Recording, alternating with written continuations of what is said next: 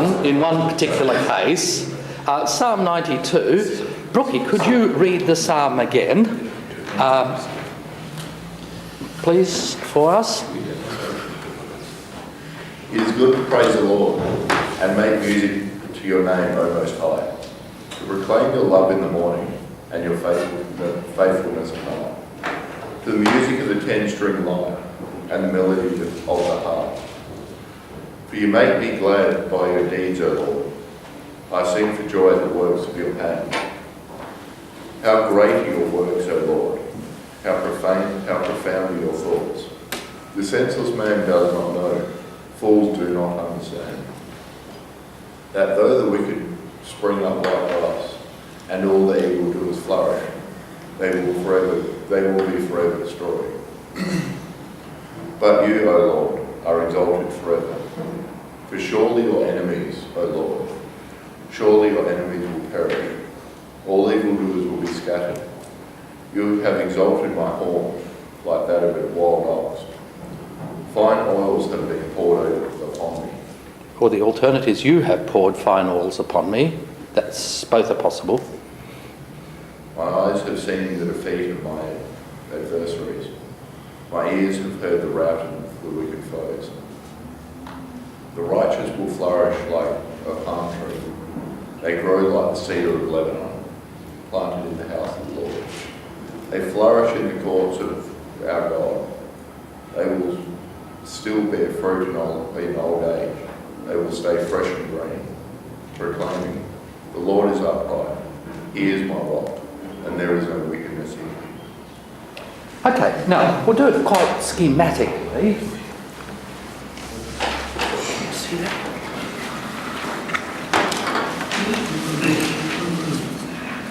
I think I've given you this. Have you all got copies of this so you can fill it in? Let's start off where the psalm starts off, not with imagery for God, but what's the tracking of imagery for the psalmist? Okay, Greg, tell me what the picture that's used for the psalmist in verses 1 to 4.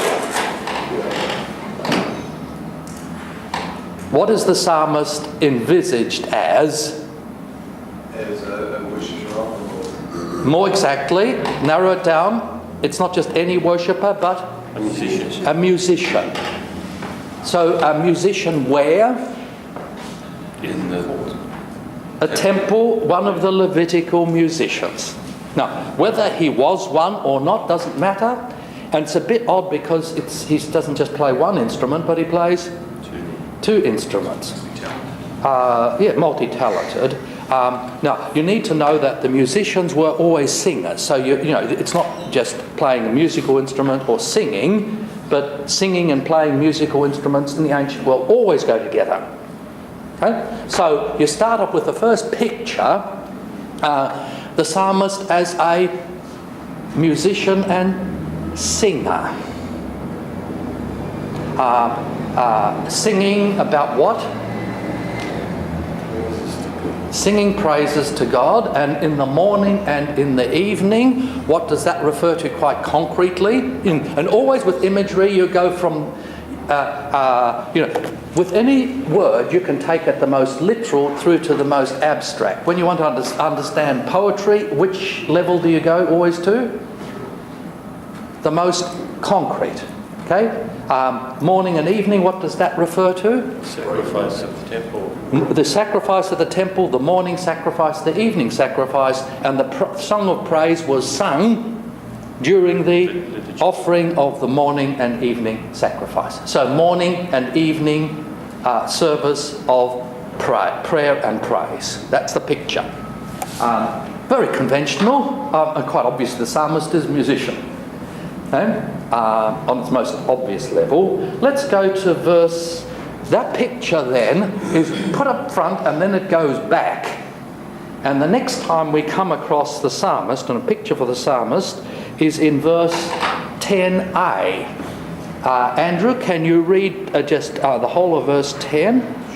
You have exalted my horn like that of a wild ox. Fine oils have been poured upon me. Now you get two pictures there, Andrew. Do you get them? The psalmist is compared first of all to what? A wild ox. And a wild ox with what? Horns. Great big horns. So you got that picture? So a wild ox, not a domesticated bull, but a wild bull with great big horns. Get that picture in your mind? Secondly, fine oil has been poured on there. What's the picture here? What kind of oil? Now, is this sump oil? Diesel? No, it's anointing oil. It's an oil for anointing, which is in the ancient world. What's the most modern equivalent to that, most literally? No. In secular terms, you've got to get it. Well, it's not chrism. What is our modern equivalent to anointing oil? Now, anointing oil was in the ancient world had a very fine olive oil base with perfume attached as for a holder for perfume. So, what's our modern equivalent? Perfume. And instead of oil as the base, we use alcohol as the base. What a waste. Sorry? What a waste. Well, depends. You've shown your hand here. Okay, so what is the psalmist compared to?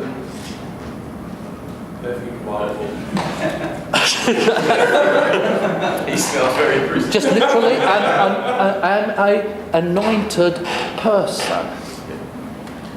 Now that merely raises the question, what kind of anointed person? Now, I want to come back to the wild ox in due course because that's a strange picture and is not immediately apparent to us, but we'll start off with the easier one.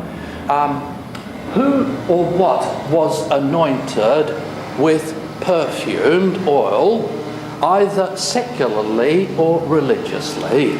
The king. The king was... the triumphant ruler. Yeah, let's start off with the king. The king was anointed with what oil? With what oil? Old Testament. You've got to have Old Testament background. By the way, Messiah, Christ, Mashiach means anointed one, referring to this. So this is very important. What was the oil? What kind of perfumed oil was used at the coronation of the king? No. It consisted of, you get the recipe where? In the book of Exodus, because it is the most holy anointing oil which was kept within the sanctuary. So that most holy anointing oil, which had as its recipe stuff that was not allowed to be replicated and used elsewhere, was used to anoint the king at his coronation. And if it was most holy, what did it make the king then when he was anointed? Holy.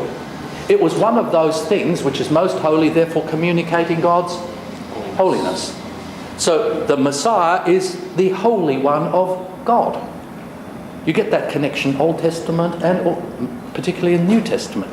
The demons recognise Jesus as the Holy One of God. Meaning he's the anointed Messiah, they recognise the holiness of Jesus. King, first of all. Who else was anointed? Priests. All priests, and whereas the ordinary priests had their vestments anointed, the high priest had his head anointed. So too is the king. He has the oil on his head, the anointing on his head. Now I won't go into the difference between it, but that's significant in itself. So that's the ritual, religious use of anointing. There's two other possible uses of anointing in a secular sense. That's the religious sense. Well, the general that comes in. Sorry? The general that comes, the triumphant general. No, not in Israel. There's some cases in some societies where that was the case. And that was basically having to do with deification. very much similar to giving him kingly status. Yep. The washing of the bridegroom. Righto. The bridegroom was, no, not the bridegroom, the bride was anointed before her wedding. You still have that in the Orient. And I mean, every woman when she gets married puts perfume on. Okay? Anointing. Bride? Succession. No. Burial. Burial, Further that was a later custom. Cleansing, purification, no, it was just olive oil by itself then. Oh, There's- babies were Rubbed with oil but not anointed. There were two other cases of anointing, just to, and you can look at, how would you find this out? You'd get your concordance and you'd look up anoint and you'd find out who or what's anointed. Prophet and priest. Sometimes a prophet was anointed, yes. Priests were anointed. Kings and priests, that's the regular one. Then if you invited somebody to your house, what would you do? well, wash their feet. You would wash their feet when they came because of society, and you would give anoint them, their head with you would anoint them. Remember Psalm 23? You anoint my head with oil, my cup runs over. Has a double sense. And which kind of guests would you not just wash their feet, but you would anoint when you invited them to a banquet or feast? Important people, okay? And it was a mark of distinction. You were treating them as royalty. No? You're giving the VIP treatment. So there's other possibilities, but there's three options here. Now, in which of these three applies here? Is the psalmist like anointed by God as king, or priest, or guest? Bride doesn't quite fit because there's no marriage here. Burial doesn't fit because there's no funeral. So we're reduced to those three options. Now, can I stop here? If you have three options like that, do you have to choose between them? But what's the limit then to interpret the image? You ask the question, is it possible that all three senses make sense within this psalm and its picture? So we'll have to come back to this at the end to see which is the dominant force of this metaphor.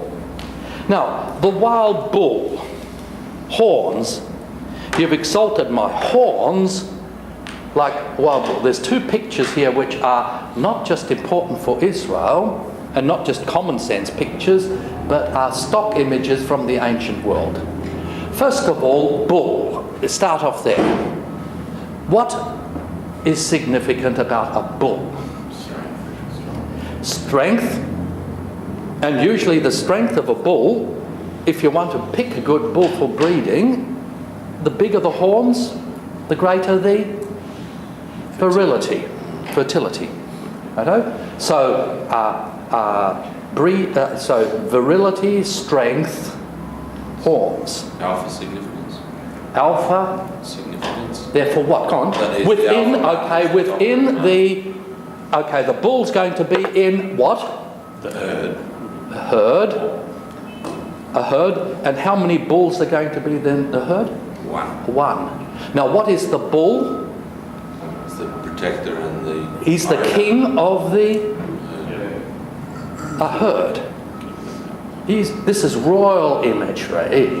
Okay? Just as the lion is the king of the wild beasts, the ram is the king of the flock, the bull is the king of the herd, which is always royal imagery in the ancient world. Now, okay, you get so it's royal imagery you have here. Can you see the way it works? So you ask, what's significant about a bull? The bull is the head of the herd, the king of the herd. What's significant about horns? Strength. Now, if you exalt my horn, what's the image here? Soldier. You accentuate it by exalting horn. If I have a little horn and my horn's exalted, what does it mean? It's a bit bigger. It grows big. Okay, you get the basic picture? So exalting my horn, giving me big horns. Which means what? Virility.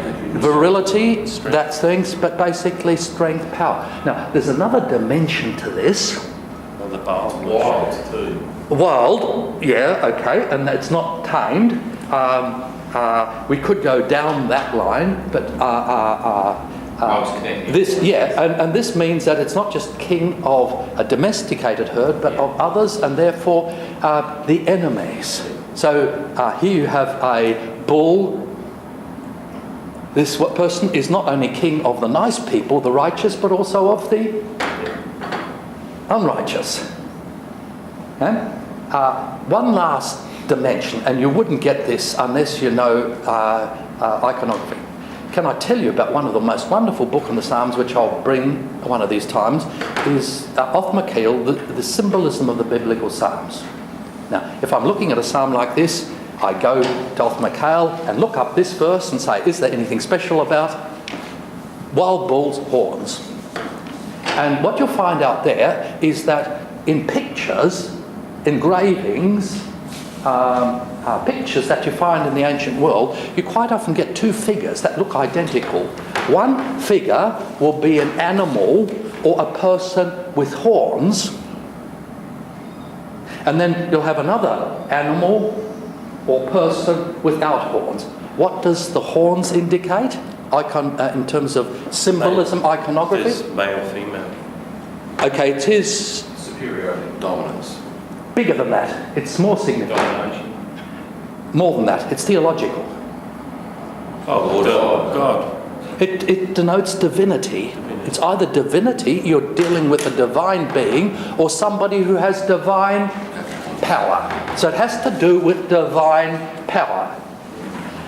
Just as if you see a person or being in iconography with wings, it indicates supernatural status. So this is stock imagery. You see somebody with horns, it means that they are given divine status and power. So God's power. And if it's a wild bull, it's power over the wild animals. Now, who are the wild animals? Okay, can you see the way the picture is unfolding there? Okay, next picture. Verse 11. Please, Wing. Just read the verse and verse 11.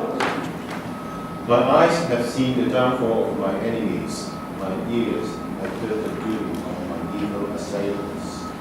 Now, what's at least in that translation, what's the picture here of the psalmist? Prophetic. Just a Wing, first of all. What's the picture that's used for the psalmist? Victorious. He sees and hears. So it's like a... What is the psalmist compared to? Enemies? What's the imagery? What sphere? Anybody? You talk about enemies, you're thinking in terms of what kind of military war. Okay? And so what is the person here? The conquering general. Is a soldier. It needn't be a general. It could be a general. But a soldier in an army. He's done recon, so he's heard it and seen. Sorry, what? He's done reconnaissance, so he's heard it and he's seen his enemies. He knows what the threat is. Okay, he knows what the threat is, but now he looks on the defeat of the enemies. What is it then?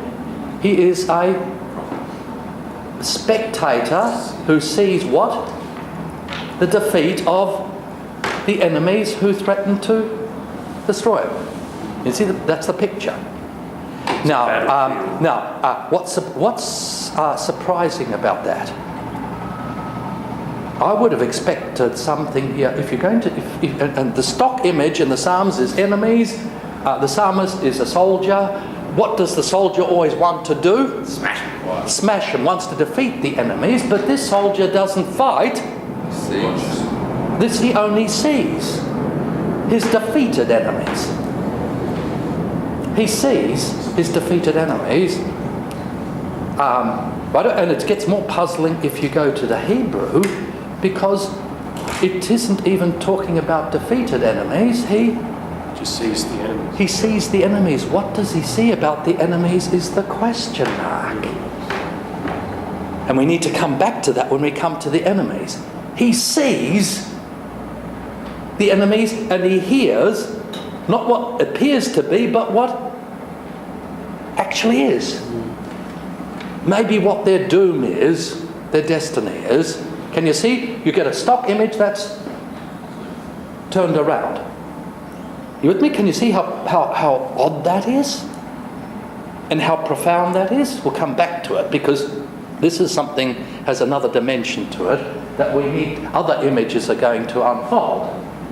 Okay, any questions on that? I need to keep track of time. Let's go to God now.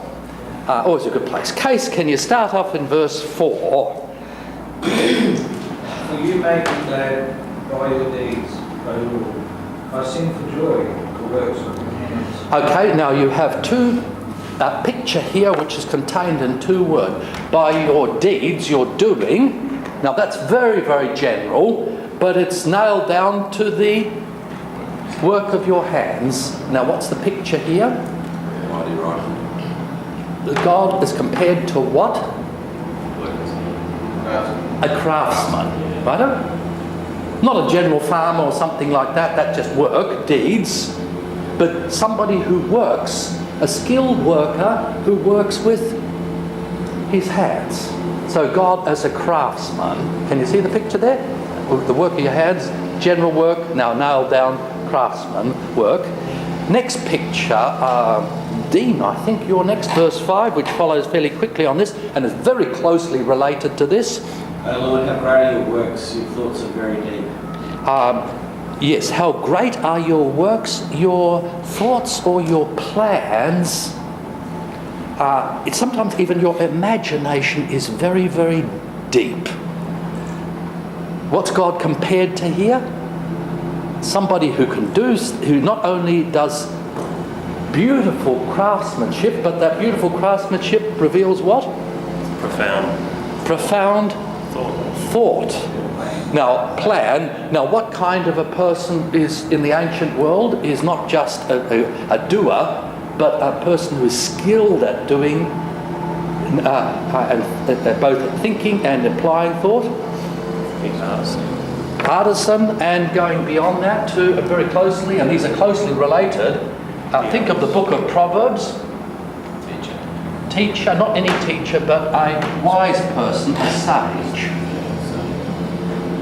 So you get an artisan or craftsman who is also a sage, a profound artist who's very skilled. Notice the idea of skill here.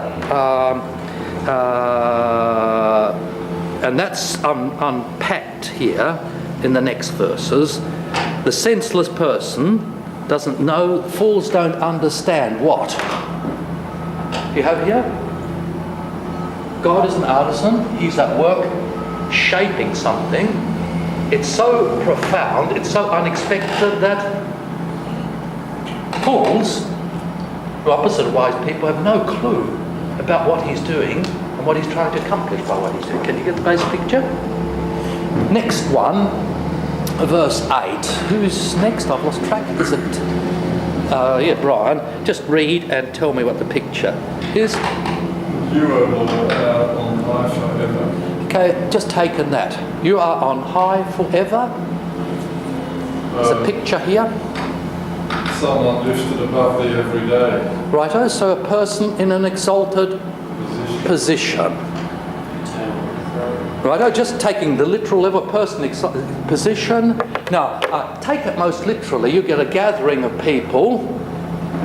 The person who is in the highest position, what does the position indicate? Authority. Rank, authority, status. So, God is very high. Notice that phrase is right at the beginning of the psalm. So he occupies an exalt. What? Sorry? Would it imply a throne? It would imply a throne, because if you did a concordance search, you'd find out that this is connected with royal imagery. and a person who is king over everybody and everything else. So it has the idea of not so much the what the king does, but the status of the king, the authority of the king. Next picture, verse 13, please, James. Read and then tell me. They are planted in the house of the Lord. They flourish in the courts of our God. Righto, there's a sort of a, not an up-front picture here, but a second-level picture. There's two pictures together here. There's the righteous, and then there is God. What is God compared to here, James? The house of the life. Okay, so he is, if you talk about the house of the Lord, so God is what? Live stream. What? Live stream. No, you're going another. What is the picture here? It's his house. It's his house, therefore he is the house owner. He is the householder. And what kind of a house is it? It's a palace. It's a palace. So, the house of the Lord is the palace. The house, palace, Lord, and then you have this is surrounded by what kind of things? Palms and cedars. Now this is going to be very significant. So there is what around the palace? Gardens. A garden. And it's not a garden to produce fruit, but a garden for pleasure, enjoyment. It's a pleasure garden. Now, these two trees are very significant. So God as a king in a palace. Lastly, verse 15, Brookie, can you read it? A very easy picture. The Lord is our God. He is my rock, and there is no weakness. What's God compared to here? He's compared to an unmovable rock. A what kind of rock? Compared to a rock which is therefore unmovable. It's unmovable and it is upright. It is not a crooked rock, but it is a straight rock. And therefore a strong rock. A crooked rock is going to break, a straight rock is strong. Okay, they're the pictures for God. Notice the sequencing. It moves from God the craftsman to the sage to the king, and then the one who is in a palace surrounded by trees. I know that's the sequence of pictures. Now, the house of the Lord, you need to know, is always Old Testament? Temple, okay? So it's temple imagery again that we get here. The next set of images are about the wicked. Now, this is going to be very significant with because of the question of what kind of a soldier is the psalmist. Who's next, please? Stephen, can you tell me what the picture of the of the wicked is in verse 7? That through the wicked. No. Over the wicked. Read out again. Yeah, verse 6 and 7, just to get the full sense. Okay. The senseless man does not know, fools do not understand, that though the wicked spring up like grass and all evildoers flourish, they will be forever destroyed. Now, what's surprising about this image? Just first of all, the image, very simply, the wicked are compared to Grass. what kind of grass? Seasons. Seasonal grass that comes in, climate like ours, but say out in the Mallee, you get some rain, grows, and it seems to be, you can see it growing day by day. Grass grows more quickly than almost anything else to get the right conditions. And you think it's going to continue to grow and grow and grow, but what happens? It dies. And unlike a tree, when it dies, it disappears, nothing's left. An animal, when it dies, leaves bones. A tree, when it dies, leaves wood. But grass, when it dies, almost decays immediately and disappears. It's scattered by the wind. Okay, the same picture. The scattered grass. Now, it's a simple picture. Everybody in ancient Israel would know this from straightforward experience. Every year you see it happening. Now, what's surprising about this use for for the enemies. And how does this connect with God's handiwork, skill? What's surprising? What would be the expected image? I've got enemies. Therefore, what would you expect God to do? Yeah, smite them, kill them. That's the expected image. But what happens? He's going to let them rise up and flourish. He's going to let them rise and flourish so that they be destroyed. He lets them flourish in order to... Well, does he destroy them? That's the question. Within their own flourishing is their destruction. Now, what's so amazing about this? Okay, the dominant popular theology that runs through all religions is that God is going to do what about evil? Destroy it. And destroy it directly by tackling it head on. The picture here is that God does what? It lets it destroy itself. Now that takes some skill, and that's to manage that. Does the image destroy itself, or in the natural course of things it will be destroyed? It will be destroyed. They will be forever come to an end, perish. The word perish is used there elsewhere. Which verse is that? 9. Okay, that's the qualifying one. They're destroyed. How are they destroyed? They perish. They decay. God uses death to undo the enemies. How does he deal with sin? The wages of sin is death. The perishing there. Notice lots left unexplained. Now, what I would want to do is, this is where questions start. Now, how does this happen? But this is just put there as a kind of a riddle.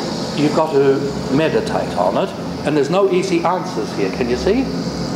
Next set of pictures, we get verse 11, then fairly straightforward. Harry? My eyes have seen the defeat of my adversaries. My ears have heard the rout of my wicked foes. Well, let's get rid of defeat and rout. Okay. If you take it, the way it's translated there is that the enemies are a defeated army. But if you take away that, then what? What is the picture that's used here?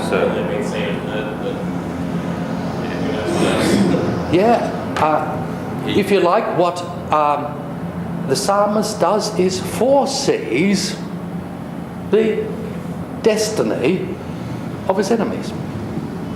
The enemies seem to be powerful green grass, but what does God enable him to see and hear?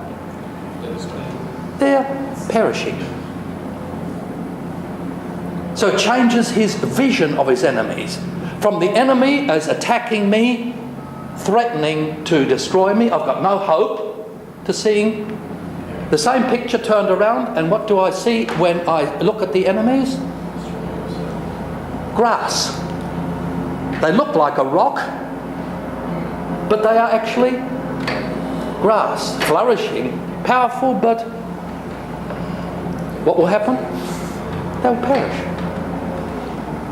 Can you see? There's something very profound going on here in terms of the imagery. Any questions on that? Yes? It's interesting that the two terms, enemies and evil ones, yes, that sort of signifies that it's not just a physical enemy, but it's the greater enemy. Okay, and if I can just point out two other things, that firstly we don't come across enemies but the wicked. And if we were going in Hebrew, we'd have to look at the wicked. The wicked are those whom God condemns in his court of law. Resha'i. So, Sadiq is a person is innocent, righteous. Judge says somebody is Rasha means that they are guilty and therefore condemned. So it starts off with that picture, and if I wanted to go deeper, there's layers of imagery here that go beyond what we're looking at, would take through the picture of the sequence of enemies here, and each one of them has a different picture. Now, there's something else that's surprising.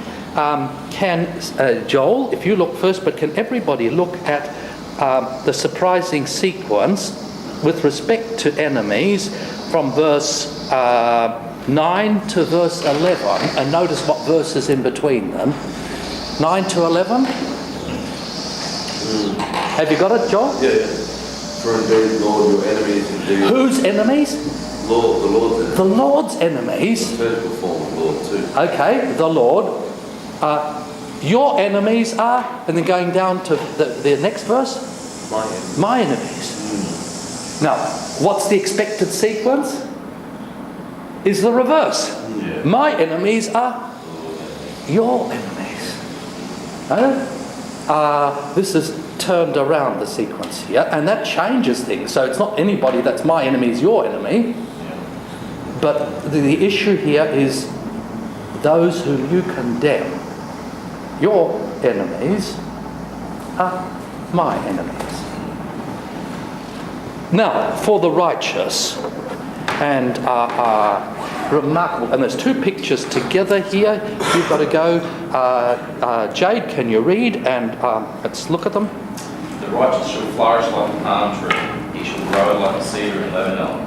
Those who are planted in the house of the Lord shall flourish in the courts of our God. They shall still bear fruit in old age. They shall be fresh and flourishing. Okay, now what are the two pictures here that are used? We'll take them both together, Jade. The palm and the cedar. Cedar, okay. Now, that's simple enough. A righteous people surround God. They are in his palace. They flourish in his presence. So you get the contrast between grass and palm tree and cedar. Now, what is significant about these two trees? They are symbolical now. Remember we spoke about symbolism? First of all, on the literal level, we started with palm tree. What is significant about palm trees? Fruit in the desert. They bear fruit in the desert, number one. And do you know how often they bear fruit? Not once a year, but twice a year. And they bear what was the sweetest fruit in the ancient world. They made sugar, not from cane, but sugar and honey from palms. There's something else about them. So they flourish in the most hostile environment. They bear fruit twice a year, and they bear what was the sweetest, most valuable fruit of the range of fruits. You could dry them, you could make syrup out of them, you could eat them raw, and you had them coming twice a year. Very valuable. You can make a good living of that. This one last thing about palm trees. Need water. Sorry? Need water. They need water, but they get water not from the surface, but deep down. They get hidden water. They're nourished in a hidden way. So they get subterranean water. They get water where there is no water. And lastly, they can, think of the palm out here. They weather the storm. They're strong. It's almost impossible for any wind to knock them over. And you probably don't know it, but in the ancient world, it was together with an olive tree, the tree that lived the longest. Longevity. You have palm trees that are still alive now in the ancient world that were there 2,000 years ago. So they have longevity. They have that fruitful. So in what way are the righteous then like a palm tree? Okay, we have a look at all those. They flourish in a hostile environment. Unlike grass, they grow slowly. But what's the difference? They live almost forever. And they bear fruit. And whereas most fruit trees go one way, you have the biggest crops come early and then peters off. Palm tree, in fact, is the reverse. The older they get, they bear fruit in what? Here? Old age. The older they get, the more fruitful they become. Wonderful picture for us old codgers. They still bear fruit in old age. Now, the most surprising image, and this would have hit anybody who in the ancient world, the use of this one, they are like the cedars of Lebanon. That the cedars were valuable. They weren't just valuable. The temple was made of it. The temple was made of it, and what else was used? So cedar is the king of the trees of the forest. If I can just go quick. So it's the king of the forest. And do you know where the cedars flourish? In Lebanon, Mount Lebanon, which is the mountain of the gods, the highest mountain in the ancient world. And the mountains are the place where heaven and earth overlap, so they are the king of the trees. They flourish on the king of the mountains. Therefore, they symbolise kingship and divinity. In fact, most commonly, their use in Israel and much of the ancient world, you could only use cedar for palaces and temples. It's also a very sweet-smelling wood, and if you know anything about it, it lasts. It's basically indestructible. It doesn't rot because of the oils in it. No termites can attack it. It's the king of the trees. Now, what would you expect? If you look elsewhere in ancient iconography, you get a picture of a cedar. What would the cedar represent? No. Who would it represent? A god or a king? Notice the horns too indicates either a god or a king. Now, what is amazing about this psalm?